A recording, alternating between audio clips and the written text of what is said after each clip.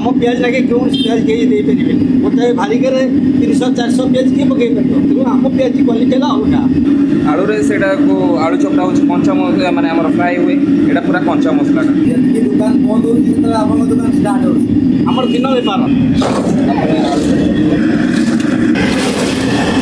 आप आउे आसले कटक लोक मान सब थाए ना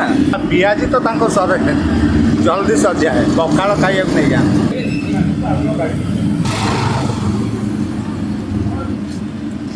एटा 3 थर हो गला